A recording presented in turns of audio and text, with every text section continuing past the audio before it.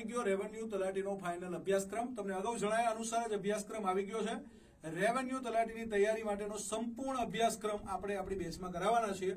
તો અભ્યાસક્રમ તમારો કંઈક આવો છે. પ્રિલિમ્સ છે એ આપણી 200 ગુણની છે. તમને કીધું હતું પ્રિલિમ્સમાં જીકે આવશે. તો પ્રિલિમ્સમાં ગુજરાતી, ઇંગ્લિશ, જીકે, મેથ્સ અને રીઝનિંગ છે. 200 ગુણની આપણી પ્રિલિમ્સ રહેવાની છે. અને તમારે એના માટે તો કે ભાઈ 3 કલાકનો સમય મળવાનો છે. પ્રિલિમ્સ તો કે ભાઈ 5 ગણા ઉમેદવાર જગ્યાના પ્રિલિમ્સ પાસ કરશે અને એમને તો ભાઈ મેન્સ આપવાની તક મળવાની છે. મેન્સ વર્ણનાત્મક રહેવાની છે.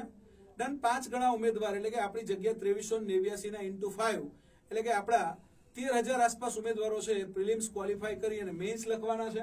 તો ચલો પહેલા તો પ્રિલિમ્સ. હવે આ પ્રિલિમ્સ સાથે સાથે તો કે ભાઈ તમારી પંચાયતની પ્રિલિમ્સની તૈયારી થઈ જવાની છે.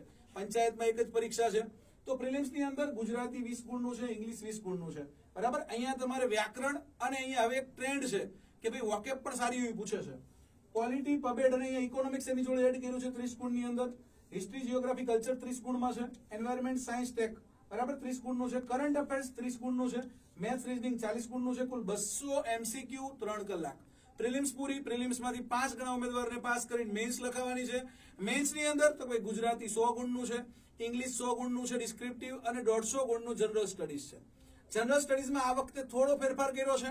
આ વખતે 1 માર્ક્સના, 2 માર્ક્સના, 3 માર્ક્સના અને 5 માર્ક્સના પ્રશ્નો પૂછવાના છે. બરાબર. અને એના માટે સંપૂર્ણ પુસ્તકો તમને આપણી જે બેચ છે રેવોલ્યુશન બેચ બરાબર, એમાં વિધાઉટ બુકની ફીઝમાં વિથ બુક કોર્સ છે 25 મે સુધી અને એમાં તમને સંપૂર્ણ પુસ્તકો પ્રિલિમ્સ મેન્સ બંને મળી જવાના છે. તો આપણી રેવન્યુ તલાટી રેવોલ્યુશન બેચ 25 મે સુધી તમારા માટે એડમિશન અહીંયા ચાલુ છે. વિધાઉટ બુકની ફીઝમાં વિથ બુક કોર્સ છે અને તમારી પ્રિલિમ્સ મેન્સ બંને તૈયારી થઈ જવાની છે. વધુ માહિતી માટે આપણા જ્ઞાન લાઈવના જે નંબર છે 8980677555 પર ફોન કરી દેવાનો છે. ચલો, wish you all the best. Best of luck. જય હિન્દ, જય ભારત, જય જય ગરવી ગુજરાત.